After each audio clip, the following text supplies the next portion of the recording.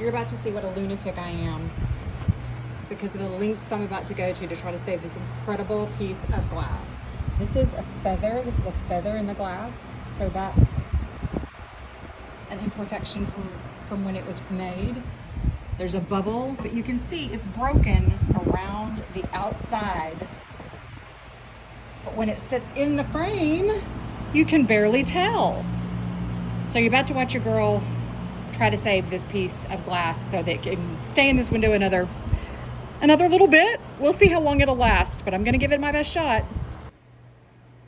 I am aware this may be completely impossible because I have this large piece, a small piece here, a small piece here, a small piece here, and a large-ish piece, and then this piece in the corner. And we're going to try to put Humpty Dumpty back together again, and put Humpty Dumpty back in its spot, and then protect Humpty Dumpty from falling off. We'll see what happens. So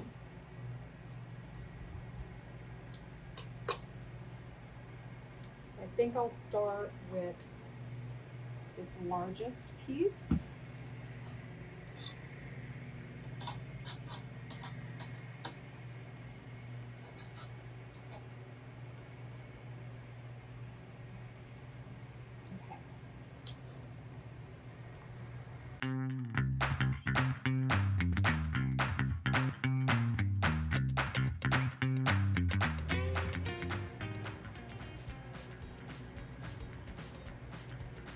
A rag with some acetone on it to help take off any over drips.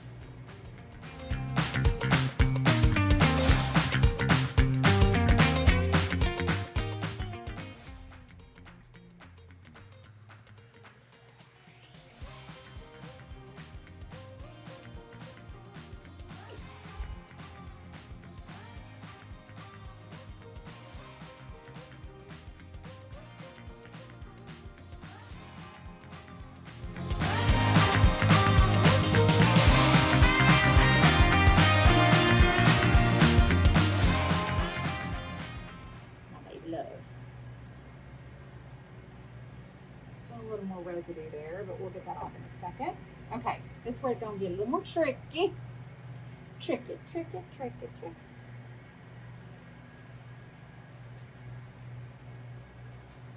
do you go? Everyone, where does this one go?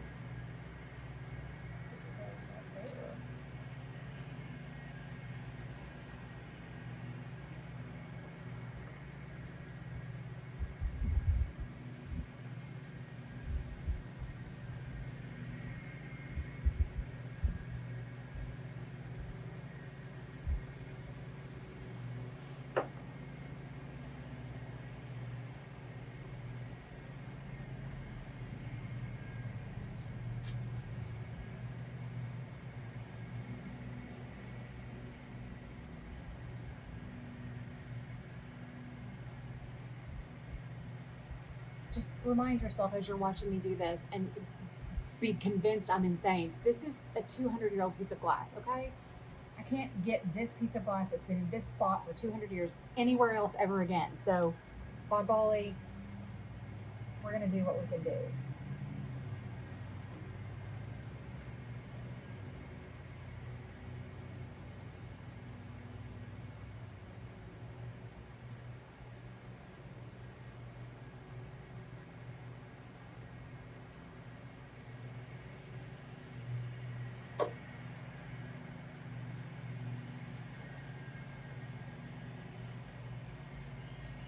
Remember, this crack will be completely covered by the glazing.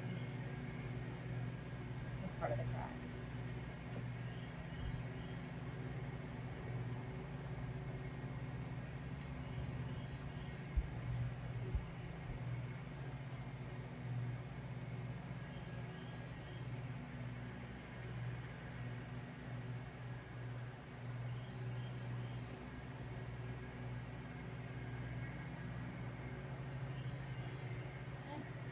Worried about this one.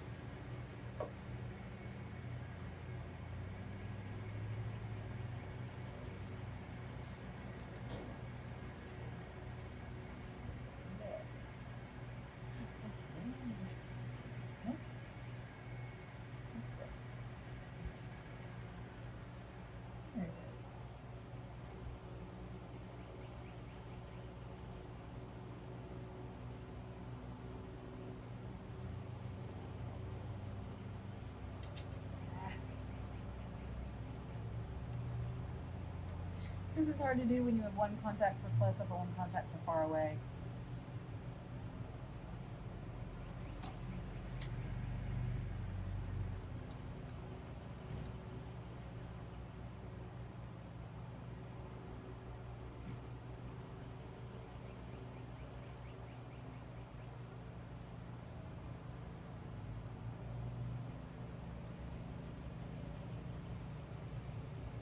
Yeah, there's so many beautiful bubbles in this glass. It's so worth saving.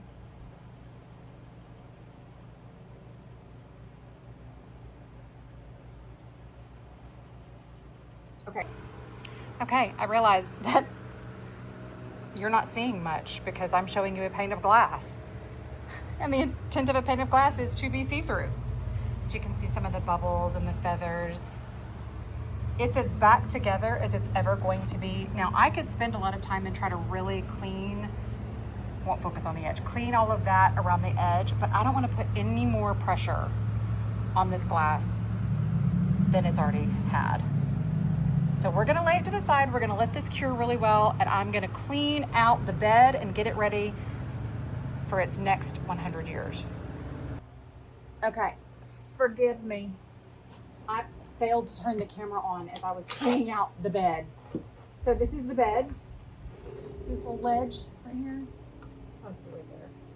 That is the bed that the glass will sit in. And oh, there's a little glazing point right there. Couple 100-year-old glazing point. Can you see it? Teeny tiny. So we want to make sure everything is out of this bed so that this glass can lay in a comfortable position. So that's what I've been doing. I've been scraping paint, old glazing, old linseed glaze, which is the good kind. This kind turns into basically cement and is very difficult to remove. So I had to get all that out, make sure there are no glazing points around this edge. You know what I think I'm gonna do? I think I'm gonna give it a little linseed oil rub right now. So a little cap of linseed oil. I'm so professional.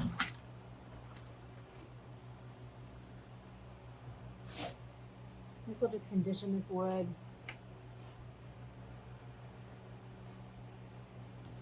Make it a little more hospitable an environment to put glass into.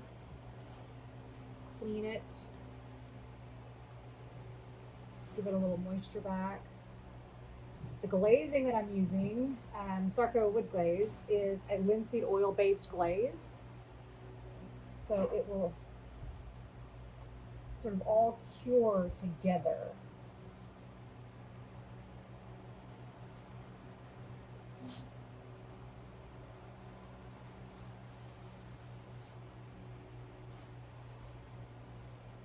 And as I'm doing this, I'm running my finger around this bed to make sure I don't feel any glazing points. Anything that's going to cause trouble when we go to put this back in. And there's some right there. That off, and there's some right there. That off. Clean that up the corners, because the structural integrity of this piece of glass has been compromised. We don't want anything in here that's going to put pressure on this piece when we put it back in. So I'm going to double glaze this window. My dad called me this morning. He was like, I've got a great idea for you. And he was right. My mom and dad both.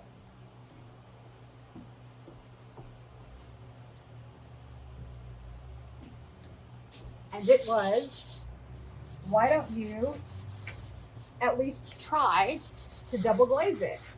Which is you put this pane in that you're wanting to save.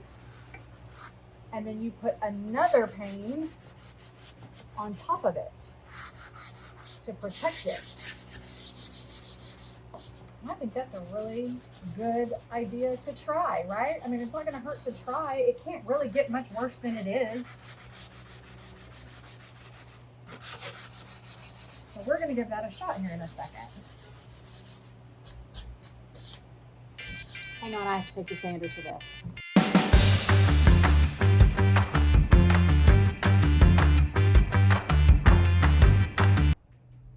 That was just some 200 grit sandpaper. Because once I get this piece of glass back in, I don't want to sand anywhere near it.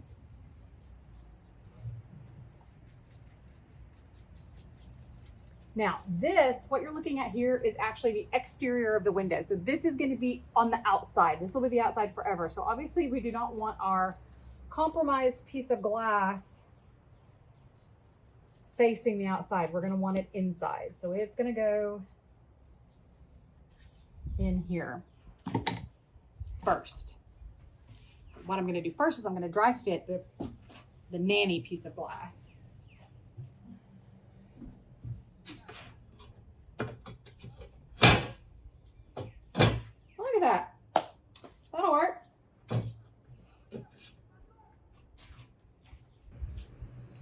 This is my Sarco glazing compound, Sarco wood putty.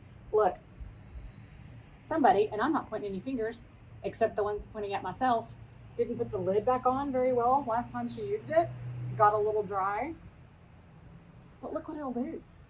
You put a little linseed oil back in it because it's a linseed oil based product. Gooey's right back up again. Look at that. Yummy. So now we're going to do what's called bedding the glass. Take a little bit of our glazing compound and just run it around the bed. I'm going to do this in real time, but I'm sure Kevin will speed this up fast forward for you.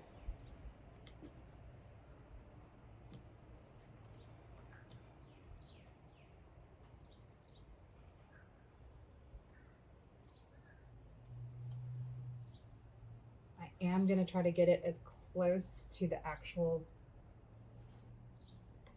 sort of rabbit as possible, since I'm not going to be able to put a lot of pressure on it when I bed it. Typically when you bed a piece of glass, you're going to put it in and then you're going to apply some like nice solid firm pressure to really get it setting in here.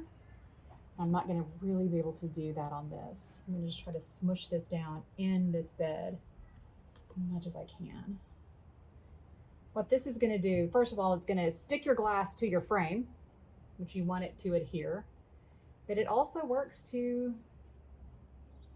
keep little breezes from blowing inside. I'm going to do everything we can to make these historic windows as weather tight as possible.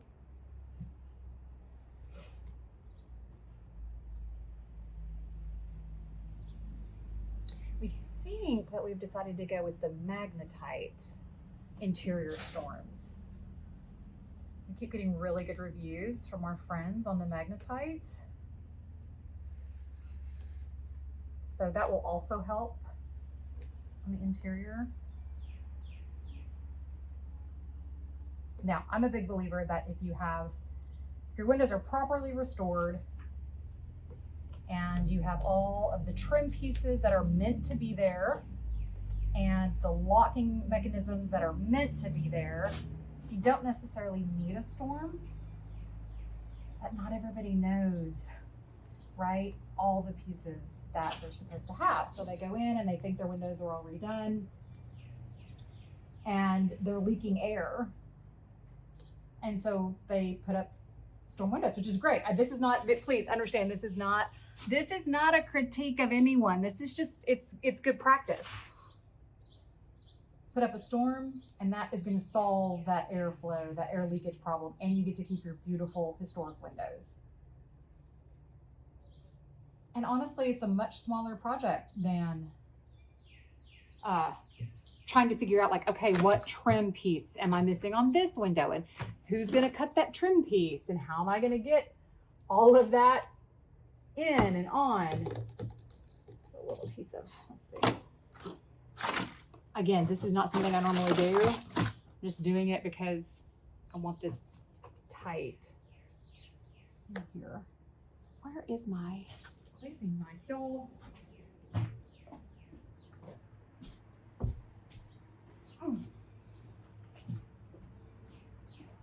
The way things go missing. And you're probably not going to hear any of this because Kevin's probably going to fast forward all of it. Just smoosh it. I put a little linseed oil on my knife so that the putty doesn't stick to the knife. We want it to stick into the bed.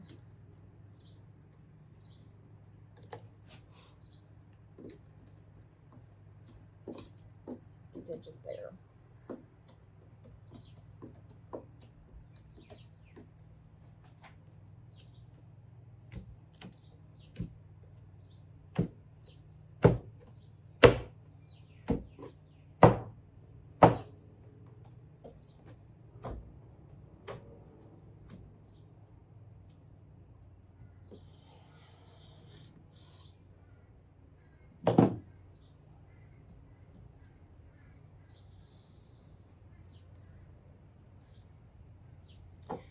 Okay.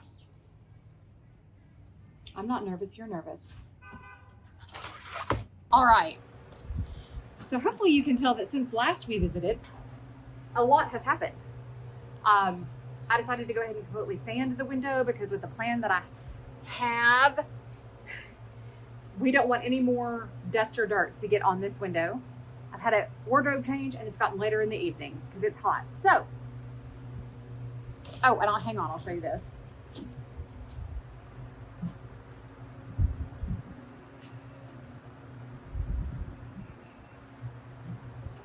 This is what I have resorted to calling my nanny glass.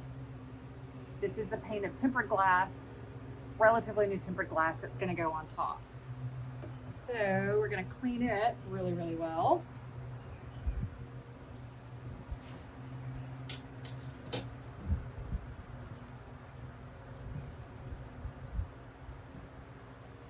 Why use a little when you can use a lot?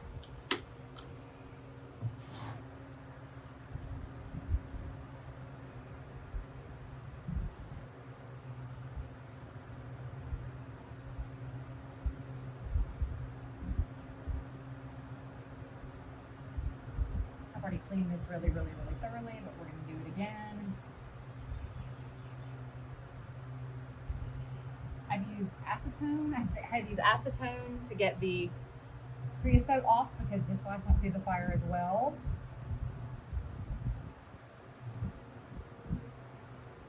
And now just Windex for that street-free shine, right? Make sure this side of the glass is very clean. You can clean the other side of the glass really well later. This side, I cannot clean later. So we want to make sure all of the paint and the grime are off.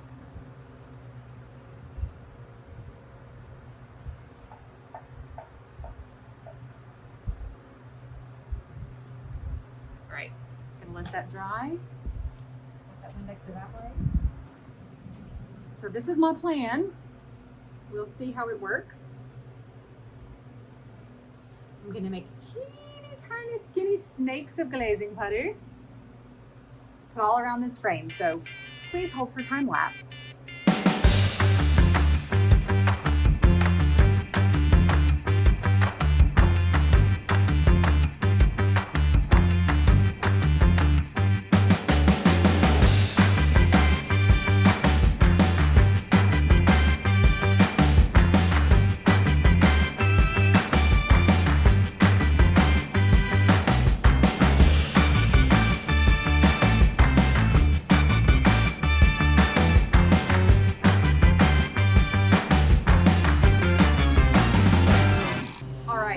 Excuse the noise. Kevin has decided now is a great time to mow the yard. Let's put our nanny glass in.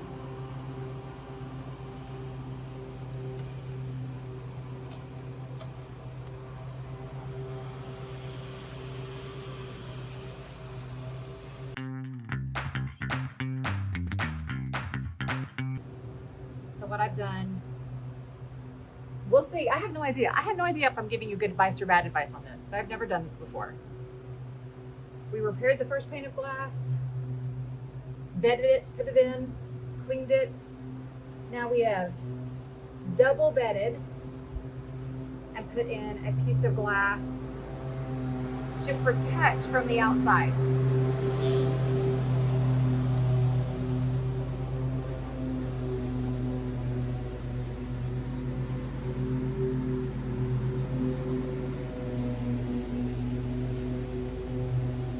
We'll glaze that up.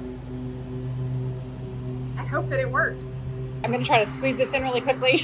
Kevin decided, as I've mentioned, this is a great time to mow, which means I haven't been able to film because I can't tell you what I'm doing. So I've got 2 pieces of glass in here.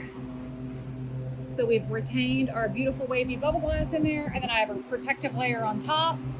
We've got our glazing points in. She's double glazed, so there's a bedding layer, and then a glaze layer, and then another, and then the protective glass.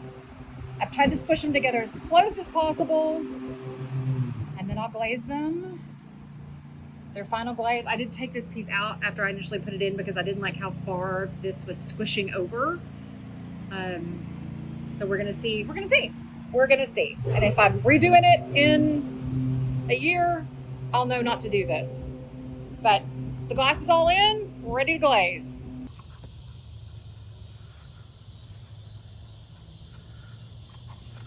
Do you like the new mowed yard?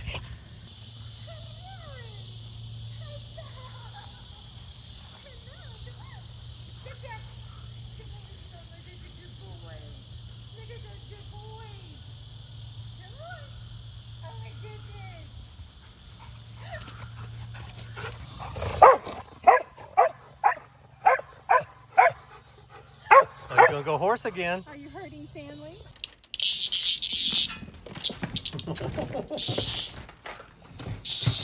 Oh my God.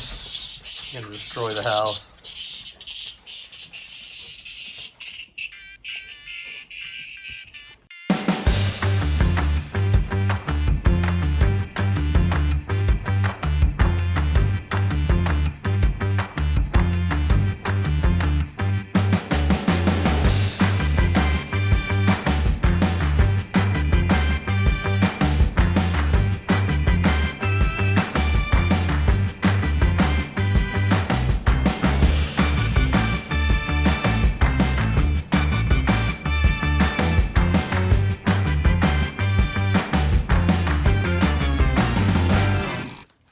First, we found out who the kitty cat treats are from.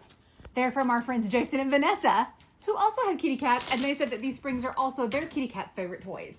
So since it is very nearly time for kitty cats to wake up, I'm gonna open these here in a second and start throwing them all around because it's night time. So thank you to our precious friends Jason and Vanessa for the kitty cat treats. And then we got mail from Savannah, Georgia. Ooh. I know, one of our favorite cities. We like Savannah better than Charleston. Uh-oh. Should I say that? Fighting words. No, but we do. Oh, look, and it's the Telfair Museum, which is my favorite museum in Savannah. There was a nautical piece of memorabilia there the very first time I ever went, and it is one of the few things from your museum that I like specifically remembered the first time I ever saw it. It was unbelievable. From BK Atwood. Thank you so much, my friend. Of course, you don't ever read these on screen. Because it takes a while. But thank you so much. Thank you. You know this mail keeps us going. Going to the mailbox keeps me going. And he wrote us a long letter. I love it. Oh my goodness.